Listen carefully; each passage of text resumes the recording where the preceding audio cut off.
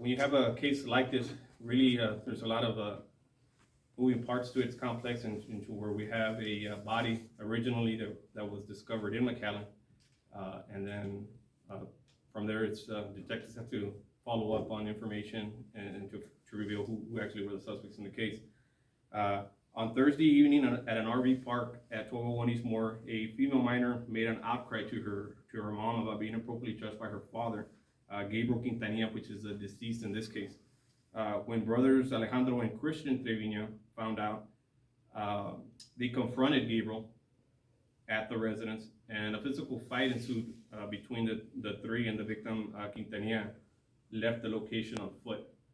Information and everything that I'm reading to you right now is what has been learned through detectives, through the work that has been done up to this point. Christian Trevino, he does run out. He runs after the victim, Quintanilla, and finds him outside of an apartment complex, which is further south down the road there. In FAR, we have a complex that's just south of where this residence is at. A second assault occurs there, and Alejandro Trevino, and the driver of a red Dodge Charger, who we've identified as Juan Eduardo Melendez, catch up to him and again join in an assault towards the victim at that point. The three suspects leave the location, change vehicles, drive back in a white Ford F-150, and found the victim walking along what we believe is Veterans Road, alone and injured from his two previous injuries that had occurred. A third assault occurs, and the victim is at that point severely beaten more. The victim, who is still alive, is placed in the bed of the truck, and they drive off, and they end up in an area of McCall and Wayland Wayland Road, where the victim was dropped off in the open field, and that's where McCann police originally found the body at. The suspects fled at that time. So, investigation revealed that the victim was hurt, beaten with brass knuckles, and suffered severe head trauma at that point. Although the victim was severely beaten, the victim may still have been alive when he was there and McAllen. We don't know for how long, what that is. What we do know is when he was located by that individual there in McAllen, and the police were called, that's where they essentially found out he was not alive. So we do have the arraignment that's going to be held here at 3 p.m. Downstairs at the court, and I'll read the charges that these three individuals will be being presented with here in a moment. Alejandro Trevino, aggravated assault and engaged in organized criminal activity. Christian Trevino, aggravated assault, capital murder, engaging in organized criminal activity. And then we got a third individual, Juan Eduardo Melendez, capital murder, aggravated assault, and engaging in organized criminal activity. To conclude on this report, the investigation was complex and having multiple scenes, and also having to work with the first agency, who ultimately provided information and FAR took lead on the case. That's where we're at with this point, and we believe that all individuals that were involved in this homicide are in custody. A few questions, if you will. Clarification: is it Alejandro, or does it have is it X or a J? Alejandro, it's Alexandro. Okay, perfect. And then why is the Alejandro individual not facing murder charges, but the other two are? What I can share on that part, since there was multiple assaults that occurred, the assaults where we believe ultimately caused the death of this individual, those were the individuals that were charged for that. Got it. And then also wondering, you all put out that the victim was wanted for continuous sexual assault of the family and assault family violence. Yes. Is that a separate issue, or is that incident also connected to this the specific outcry from the female? No, that's a separate issue. Those were cases that had previously been filed, that were currently filed within our agency, but from an understanding years past. And are the two suspects, Alejandro and Christian, his sons, Nia's sons? No. And then lastly, sorry. No problem. Lastly, do we know the relationship between the third suspect and the deceased male? Third suspects and the deceased male. Juan Gonzalez Melendez. Juan Eduardo Melendez? Juan Eduardo. Yeah. Sorry. And the victim, Yes. there's no relationship. Okay, thank you. So was he like friends with the other two? Yes, Okay. yes, there are, the two of them, the two are brothers, and the other one is an individual, that, we believe that they called. So, when he came out, they came to pick him up in a white, truck. Originally, we had looked for a red Charger that was there. So that was a vehicle that originally they were in. When the second assault happened, this individual, the victim, started walking south from these apartments, which we believe is on Veterans Road. At that point, that's where they picked up this other individual and said, hey, look, this is where we're at, and fight ensued, a second fight ensued. But we believe that the reason that they picked up a truck is to transport him, not wanting to do it in the Dodge Charger. One last thing that just came to mind, what about, the young minor who made the outcry? Have any services been made available to her and the mother and the family? Yes, yes, we're currently, working with, that minor and with other, children that were at the home as well. So just to clarify, the two brothers have no relation with the victim? No. It's Stepchildren. stepchildren, sorry. So the brothers are his stepson. They're Stepsons, stepsons. yes. Okay.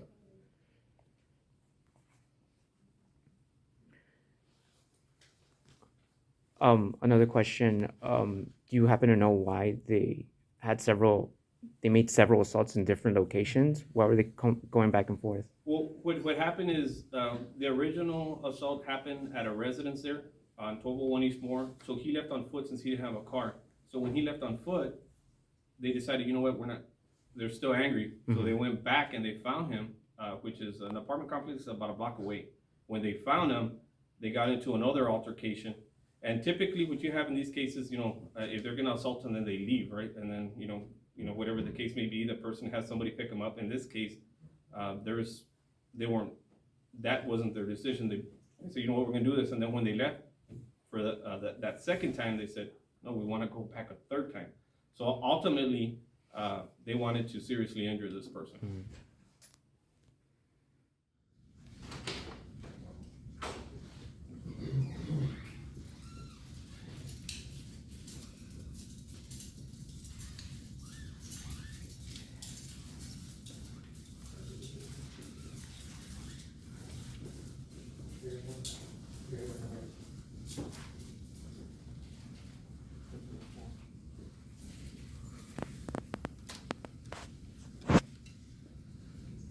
I'm Judge Rudy Martinez, Municipal Court Judge for the City of FAR. Your name, sir? Alejandro Treviño.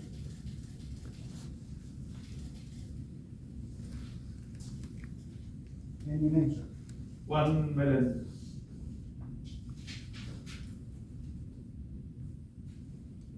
And your name, sir? Christian Trevino.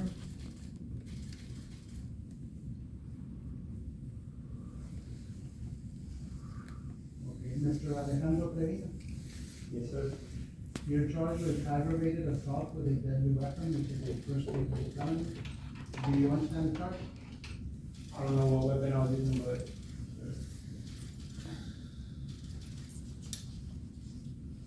Well, we're not here to determine whether or not you're guilty.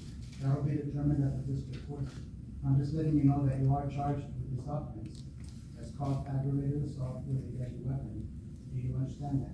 yes, sir. And a first-degree felony means that if you're found guilty, you could receive from 5 to 99 years in prison and a fine of up to $10,000. Do you understand that? Yes, sir. You're also charged with engaging in organized criminal activity, which is a first-degree felony. Do you understand the charge? Yes, sir. And again, a first-degree felony means that if you're found guilty, you could receive from 5 to 99 years in prison and a fine of up to $10,000. Do you understand that? Yes, sir. And Mr. Melendez, Yes, sir. there's a misdemeanor charge of possession of marijuana, which is a class B misdemeanor. Do you understand the charge? Do you understand the charge? Yes, sir. And a class B misdemeanor means that if you're found guilty, you could receive up to 180 days in jail and a fine of up to $2,000. Do you understand that? Yes, sir. There's also a charge of aggravated assault with a deadly weapon, which is a second-degree felony. Do you understand the charge? Yes, Your Honor, but I have no weapon. Again, we're not here to determine whether or not you're guilty. If you wanna make statements, you can go to do that. But we're not here for that purpose. You're gonna have a chance to present your case at the district court. I'm just here to tell you what you're charged with, explain what that means. I'm gonna tell you what your rights are in a while. That's what we're here for. And again, it's aggravated assault with a deadly weapon, it's actually felony, which means that if you're found guilty, you could receive up to 20 years in prison, from 2 to 20 years in prison, and a fine of up to $10,000. Do you understand that? Yes, Your Honor. And you're also charged with capital murder, a first-degree felony, which means that if you're found guilty, you could receive death or life in prison. Do you understand that? Yes, Your Honor. And you're charged with engaging in organized criminal activity, which is a first-degree felony. Do you understand the charge? Yes, Your Honor. And a first-degree felony means that if you're found guilty, you could receive from 5 to 99 years in prison and a fine of up to $10,000. Do you understand that? Sir? Yes, Your Honor. And Mr. Perino, you're charged with aggravated assault with a deadly weapon, which is a first-degree felony. Do you understand the charge? Yes, Your Honor.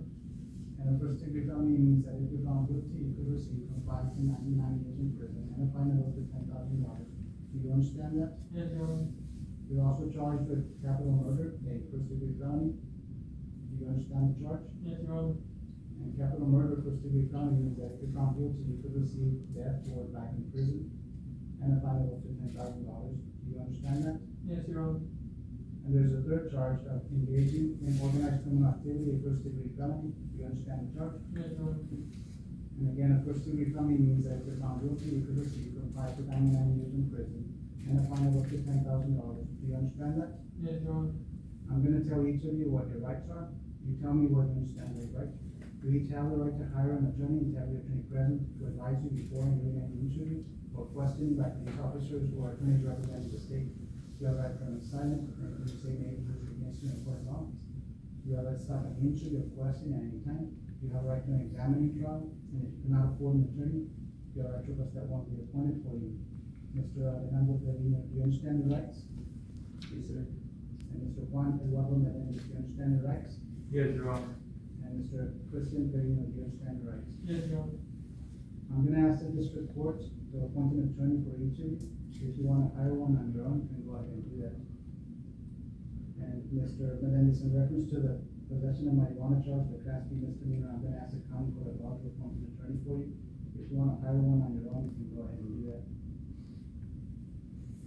And Mr. Alejandro Trevino, are you a U.S. citizen? No, I'm not, sir. Are you a citizen of Mexico? Yes. If you're a citizen of Mexico, then you can ask that we notify the consulate of Mexico that you've been detained. Do you want us to notify the consulate? No, no, Your Honor.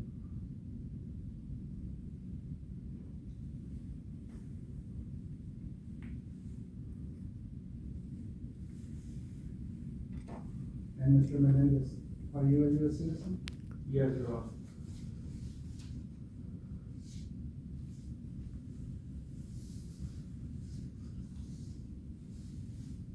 And Mr. Christian Perino, you are a U.S. citizen? No, sir.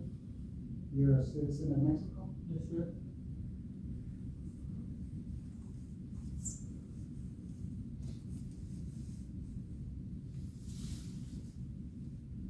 Since you're a citizen of Mexico, you could ask to notify the consulate of Mexico that you've been detained. Do you want us to notify the consulate? No, sir.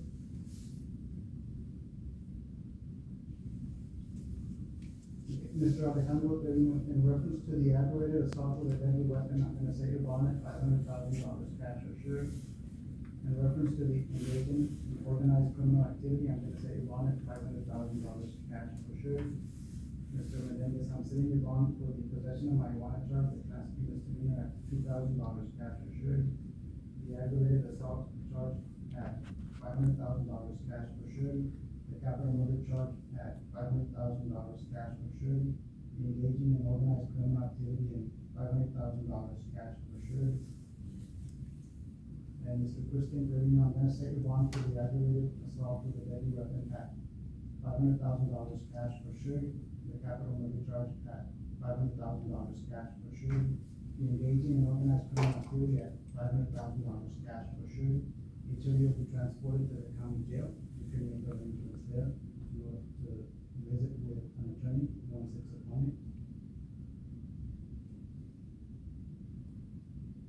And Mr. Alejandro Trevino, do you have any questions? Does it really matter what I say? Any questions? That's not a question. I have no question. Mr. Juan Eduardo Menendez, do you have any questions? I have no question. And Mr. Christian Trevino, do you have any questions? No, sir.